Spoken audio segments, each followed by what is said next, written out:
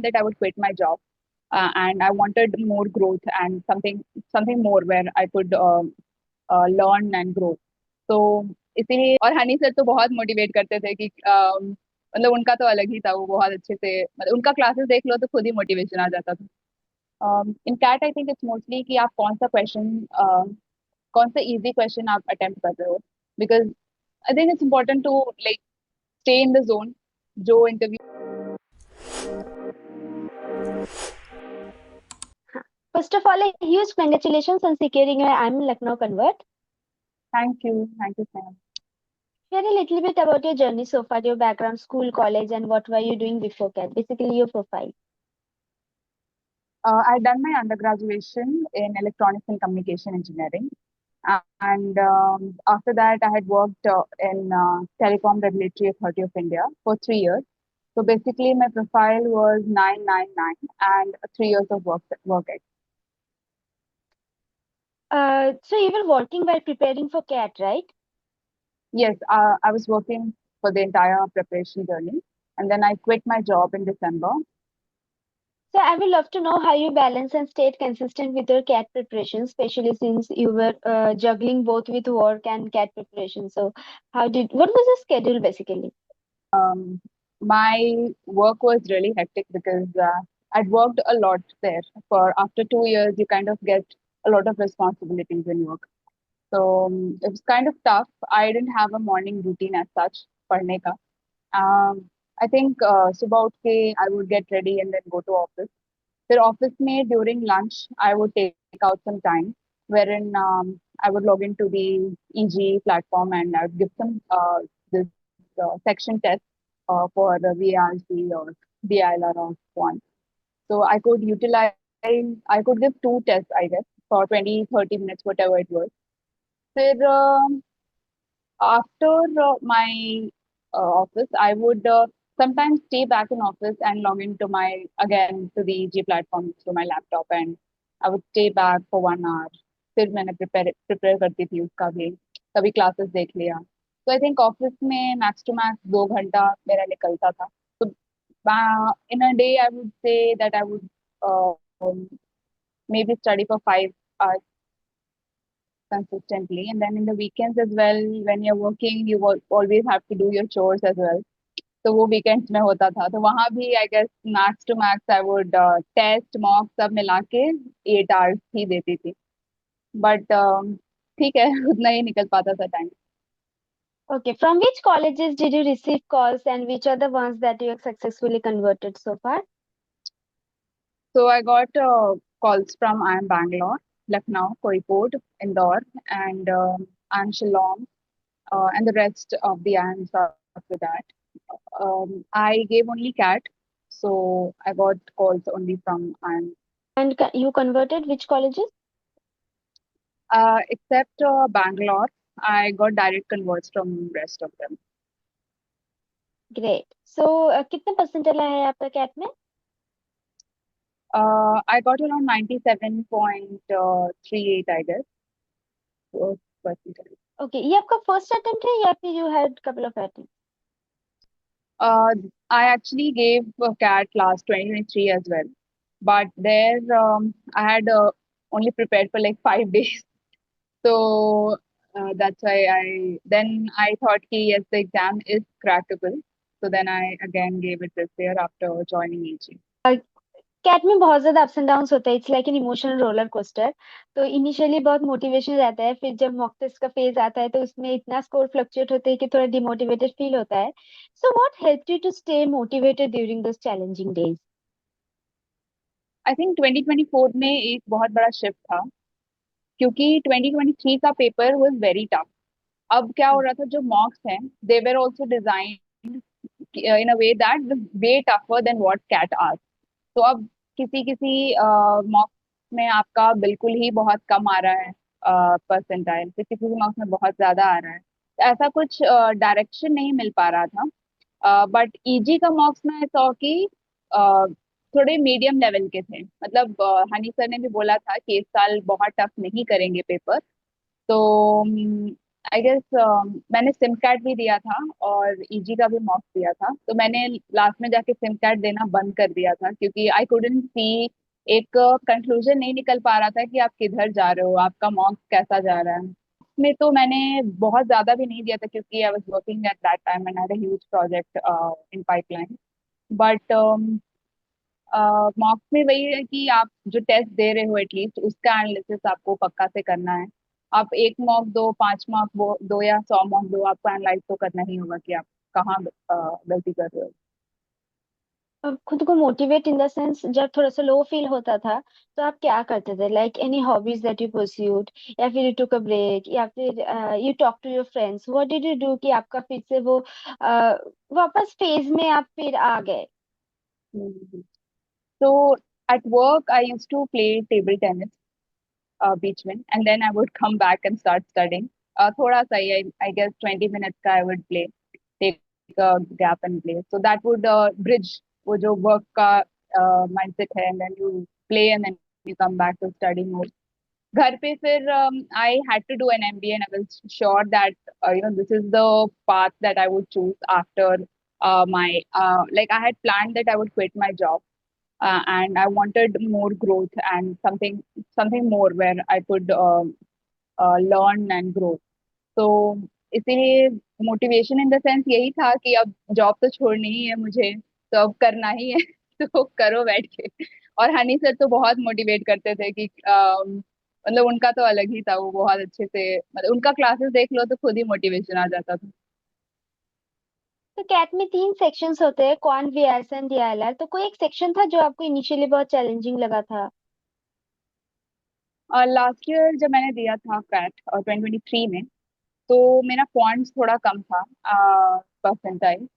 तो I felt कि quants में थोड़ा स्ट्रक्चर चाहिए, आप सब कुछ नहीं पढ़ सकते हो क्वांट्स में कि जैसे मैंने जब खुद से प्रिपरेशन करना अगर मैंने देखा था मार्च में, तो मुझे लगा कि बहुत कंटेंट है इंटरनेट पे और आप कितना पढ़ोगे। वहां जाके आपको एक्चुअली दो तीन चीज मिक्स करके आता है कैट में, जो टॉप कॉन्सेप्ट्स होते हैं। और अगर मतलब ऐसे सब कुछ पढ़ने से तो नहीं होने वाला है। क्वांट में was आई गेस ज्यादा स्ट्रक्चर मिला था मुझे। DILR मेरा अच्छा था और VRC भी मेरा अच्छा था, तो आई थिंक क्वांट ही मेरा थोड़ा वीक पॉइंट था इन टर्म्स ऑफ कि कितना पढ़ना है, कैसे क्वेश्चंस में अप्लाई करना है, specially in geometry and stuff. तो that was very useful. So how did you practice the quant section to improve your performance? I think EG में सफिशिएंट टेस्ट थे और सर भी बहुत सारे असाइनमेंट्स देते थे। मैंने एक्चुअली सब कुछ तो नहीं किया था, बट जितना किया था वो भी मतलब हेल्पफुल तो था मेरा। आई थिंक जो पूरा मॉड्यूल आपका कर ले, पूरा सारा क्लासेस टाइम पे कर ले एंड आपका टेस्ट पूरा दे दे, आई थिंक सफिशिएंट प्रिपरेशन हो जाएगा। और सर तो फिर बाद में लास्ट में रिवीजन भी लेते थे, तो पूरा रटा देते थे हमें कॉन्सेप्ट, और इवन क्वेश्चंस में क्या कैसे अप्लाई करना है तुरंत दिमाग में आ जाता था। तो आप जब फुल लेंथ मॉक टेस्ट देना स्टार्ट किए थे तो आपका स्कोर कैसा था इनिशियली, हाई और लो? आई थिंक बहुत लो तो नहीं आता था, I would score sufficiently. I don't remember exactly, but I think I would solve 30-40%, 45% mostly पूरा पेपर का। And usually you need to score around 45 to 50% to get 99 percentile। So I was in the range 30 to 50। It definitely varied because सबका हर mock का अलग अलग रहता है। So can you please walk us through your mock test analysis strategy? VARC में I would जब actually VARC में आपका एक पैसेज है। Passage is very, it's not कि आपका शॉर्ट शॉर्ट वे होगा उसको अटेम्प्ट करने का, but still when you are getting it wrong, आप जाओ वापस और देखो कि क्या उसमें कॉन्सेप्ट लग रहा है। मोस्टली क्या होता है कि मॉक्स में भी जैसे जिसको जो आंसर बताना है वो अपने वे में कैसे ही बता देगा। इट्स नॉट इम्पोर्टेंट कि आप सोच रहे हो आपका गलत है और उनका ही सही होगा, बट मोस्टली आपको एक रफ आइडिया होना चाहिए कि आपका क्यों गलत हुआ। आप वो देखोगे तो आपको आइडिया मिलता रहेगा कि अच्छा वैसे भी सोचा जाता है, वैसे भी सोचा जाता है। फिर पैरा जंबल्स में भी आपका दिमाग में कुछ और चल रहा है, आंसर कुछ और है। तो बीआरसी में it's I would say you would definitely कुछ ना कुछ तो रॉन्ग होगा ही। ऐसा नहीं कि पूरा ही सही हो जाएगा। तो you just go back and see कि उनका क्या लॉजिक होगा उस आंसर को देने का। DLR I use to practice a lot. Metro में भी जब मैं ट्रैवल कर रही होती थी तो I would take the assignment sheets and I would start solving. DLR में all you can do is keep solving, and that helped in the mock as well. When you are not able to solve, then you have to see the solutions because every time you see something new, कुछ अलग ही हो रहा होगा। Because DLR में actually आप ऐसे अगर बैठ जाओ चार क्वेश्चन लेके, you'll definitely solve it in some time, but you have to solve there in 40 minutes. So that takes a hmm. lot of speed and आपको एक structured way में सोचना पड़ेगा. That comes with practice. तो आप ऐसे सिर्फ मॉक दे के यू कांट डेफिनेटली से कि मैं ये सॉल्व कर ही लूंगी वहां पे। क्वांट में भी आई वुड सी कि कहाँ गलती हुआ, किस किस कॉन्सेप्ट को I am missing, then I star mark that in my note and फिर उसी को लास्ट में रिवीजन की तरह देखना। In CAT I think it's mostly कि आप कौन सा क्वेश्चन, कौन सा इजी क्वेश्चन आप अटेम्प्ट कर रहे हो। बिकॉज एक मिक्स होता है क्वेश्चन का, इजी मीडियम एंड हार्ड। अगर आप हार्ड ले रहे हो तो you taking a lot of time, you will be giving a lot of time to the question. So it's a lot of luck is involved, and you have to see whether how you're attempting, how you're strategizing कि कैसे। तो वो तो मॉक्स में जब आप देखते रहोगे कि आपने कितने इजी क्वेश्चंस मिस कर दिए, आपने कितने हार्ड क्वेश्चंस में इतना टाइम दिया, you'll रियलाइज कि किस कि कौन सा आपका स्ट्रॉन्ग पॉइंट है, कौन सा आपका वीक पॉइंट है। उस हिसाब से इजी मीडियम हार्ड सेट होता है किसी इंसान का। अब किसी को अर्थमेटिक बहुत इजी लग सकता है, किसी को अलजेब्रा बहुत इजी लग सकता है। तो यू हैव टू सी कि where you are scoring well and then that will be your easy part. तो आप कैट के 30 to 45 डेज पहले रिवाइज कैसे करते थे, क्योंकि इतने सारे फॉर्मूलेस होते हैं कॉन्स में, तो सब कुछ तो फिंगर टिप्स में रहना चाहिए एग्जाम के पहले। और फिर स्ट्रेटजीज भी होते हैं डीआईएलआर का, फिर वीआरसी का, तो स्ट्रेटजीज भी याद रखना होता है कि अच्छा ये स्ट्रेटजीज मैंने बनाई थी ताकि थोड़ा सा अप्लाई कर सके एग्जाम हॉल में। तो आप रिवाइज कैसे करते थे हर एक चीज? एक्चुअली मेरा क्वांट का रिवीजन नहीं हो पाया था बिकॉज मेरे बहुत सारे कॉन्सेप्ट मतलब क्लासेस पेंडिंग थे। तो आई think I started revising 10 minutes 10 days before the exam. And उसमें फिर हनी सर का ही जो क्लासेस था वो लगाते थे marathon. I would sit and see that and then फिर मेरे नोट्स भी थे तो I would mark in the notes कि ठीक है ये मुझे याद नहीं रह रहा है, ये याद रह रहा है। But I didn't start revising very early. मेरा बहुत लेट चल रहा था शेड्यूल। तो वही मैंने 10 डेज पहले किया था। और डीआईएलआर का जैसे मैंने कहा, मैं मेट्रो में वापस से जो असाइनमेंट उन्होंने सॉल्व कराया था अप्रैल मई जून में, मैं वापस से वो असाइनमेंट वापस सॉल्व कर रही थी। तो दैट वे मुझे एक रिकॉल हो गया दिमाग में कि हाँ ऐसा क्वेश्चन आएगा तो इस तरह से अटेम्प्ट करना है। ये इजी वे है, ये फास्टेस्ट वे है। so I would be able to get a good percentile. So I didn't prepare for anything else. That's nice to hear that you targeted IIM only and you are in IIM Lucknow right now. Yeah, it was a huge risk, but I'm glad it worked out. Coming back to the interview stage directly, then share how you prepared for your personal interview. What resources did you follow, or mock interviews दिए थे कि नहीं, everything. Um, when the interview shortlist was out, I think my percentile was really low. So I was really sad after the results came. I'd messed up my DLR. I had switched some answers. Which were actually DLR was not the strongest point. In 2023, I got 99 percentile in it, and right now I got really low. So, uh, but yeah, somehow I got some interview shortlist, and then I searching the market कि कौन सा GDPI preparation वाला course सही है।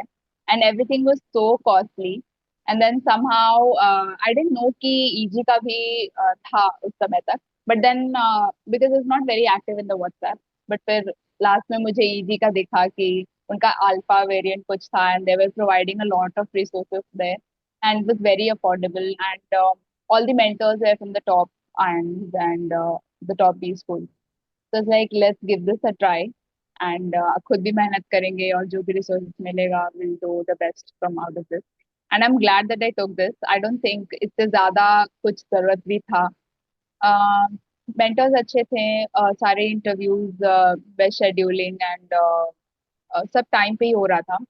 Basically before what ever your main interview is, you can schedule your mock with the mentors, and you can all of them are from top institutes, and they're definitely really qualified to take your interviews because they've already gone through the structure, and diversity तो रहता ही है, so they know कि क्या question पूछना है. Other than that, I think EG में alpha variant वाले में कुछ कोर्सेज भी थे for current affairs, but I was following newspapers, so I couldn't, I was not seeing those, but जैसे ग्रुप्स में होते थे discussion, I think that was also really helpful for people. So for me GDPI के लिए मैंने वही alpha variant वाला जो था उसमें जो भी इंटरव्यू शेड्यूल हो रहे थे, I took that. Then the mentors, I whatever college I had interview in, I would text the particular mentor and ask for their tips and how to approach and what are the unique things in the college that I could mention in the interview. Other than that, they ask your whatever you've studied in the past. तो मैंने BTech किया था इसी में, तो मुझे वो पूरा मैंने रिवाइज किया. फिर वर्क एक्स था मेरा 3 साल का, तो पूरा टेलीकॉम सेक्टर देखना, इंडिया ग्लोबल पूरा. फिर आपका करंट अफेयर्स लास्ट में आता है. करंट अफेयर्स के लिए I was following newspapers. I like reading them, and editorial मैं पढ़ती थी उसका, तो उससे एक अंडरस्टैंडिंग बन जाता था आपका. मैंने फॉलो किया था ये इंडियन एक्सप्रेस, उसका एक एडिटोरियल पेज भी होता है, and there is a concept page as well, जो कि आपका कोई टेक्नोलॉजी है या फिर कुछ नया इन्वेंशन हुआ है, so they mention it really nicely. तो उससे एक पूरा होलिस्टिक अंडरस्टैंडिंग हो गया था मेरा करंट अफेयर्स का. तो how did it feel when you finally receive the convert, क्योंकि आपने आईएम टारगेट किया था और आईएम मिल गया है, तो वो फीलिंग क्या था, फर्स्ट थॉट क्या आया माइंड में? फर्स्ट थॉट तो वो था कि ओ माय गॉड हो गया. क्योंकि डेफिनेटली आपका श्योरिटी नहीं रहता है. there's a मतलब ऐसा कुछ पता नहीं चलता है. प्रोफेसर्स भी दे डोंट, पूरा उनका चेहरे पे दिखता नहीं है एक्सप्रेशन कि आपका अच्छा गया नहीं गया. It's very neutral in the, and sometimes it's very grilling also. My Indore interview was a little grilling, Bangalore interview was a little grilling. तो अनसर्टेनिटी रहता है, तो I was really happy when I converted them, and there were direct convert. पहले कोഴിकोड आया, फिर लखनऊ आया, फिर इंदौर आया. हैप्पी. तो जैसे आपने मेंशन किया कि आपका बैंगलोर और इंदौर का इंटरव्यू थोड़ा ग्रिलिंग ग्रिलिंग था, तो can you just tell me what kind of questions were asked, कि आपको लगा कि थोड़ा सा ग्रिलिंग था, या फिर क्या सिचुएशन हुआ था और आपने कैसे हैंडल किया वो सिचुएशन? इट्स मोस्टली व्हेन आपसे कोई क्वेश्चन पूछा जा रहा है जो आप आंसर दिए हो, दे वुड कीप क्वेश्चनिंग कि अच्छा ऐसा है, अच्छा आर यू श्योर, एंड ऐसा होता है, something different they would say. And it's important to actually be humble, and if you think that you're wrong, if you're like 99% sure that you said something wrong, then you could shift your stance. But अगर आप sure हो कि नहीं आपका ही answer सही है, then be humble and say कि according to me I believe that this is what it is. And अगर if you say so, maybe I could go back and read upon it, and I'll update whatever my views on the point is. I think उस समय बहुत ज्यादा current affairs में new new topics आ रहे थे, तो they would ask for your opinion as well. Okay, तो अगर आपको कुछ एडवाइस देना हो जो लोग इस साल कैट देंगे उन लोगों को कि कैसे प्रिपरेशन करना चाहिए, इट कैन बी कि कोई एक मिस्टेक मिस्टेक जो अवॉइड करना चाहिए, या फिर कुछ ऐसे प्रिपेयर करना चाहिए कंसिस्टेंटली कि उनका स्कोर्स अच्छा आए, तो क्या होगा आपका सजेशन? एक चीज मैंने देखा है कि लोग सोचते रहते हैं कि कैट देने के बाद क्या होगा, ऐसे क्या होगा, वैसे क्या होगा, नहीं निकला तो क्या होगा. आई डोंट थिंक वो नहीं करना है. आप प्रिपेयर करो, जब हो जाएगा देखते हैं कहाँ होता है आपका, किस टाइम में होता है, फिर आप सोचना कि किधर जाना है. पहले से ही कि किधर जाना है, किधर होगा, ये सब नहीं सोचना चाहिए. आप प्रिपरेशन, आप एनरोल अगर आपने कर लिया है, तो आपने कुछ सोच के ही किया है, तो आप उसको एंड टू एंड पूरा खत्म करो उस प्रिपरेशन जर्नी को. बीच में बहुत ज्यादा ओवर थिंकिंग करने से बहुत टाइम वेस्ट होता है। आप इधर बात कर रहे हो, उधर बात कर रहे हो, सबके ओपिनियंस ले रहे हो, तो आपका डाइल्यूट हो जाता है जो भी मोटिवेशन आपने लेके इस एग्जाम के लिए आप तैयारी कर रहे हो। तो आपने अगर एनरोल कर लिया है कैट प्रिपरेशन के लिए, तो आप इसको पूरा दो। अभी आई थिंक कितने 5 महीने हैं अभी और, तो it's not a long time. हो जाएगा आराम से। आप प्रिपरेशन करो पहले फिर बाद में डिस्कशन करना। That's such a valuable advice. Your journey is a proof that hard work, clarity, and consistency always pays off. Thank you so much for sharing your amazing journey with us. Your journey is going to inspire a lot of CAT aspirants out there. There are a lot of students who have hectic work schedule, but still they manage. So your journey is going to inspire those students to manage and little bit study on the breaks and all. So thank you so much for sharing everything so honestly. Once again, a huge congratulations on securing a spot at IIM Lucknow. Wishing you Thank all the very best as you start this exciting new chapter. Thank you so much for joining.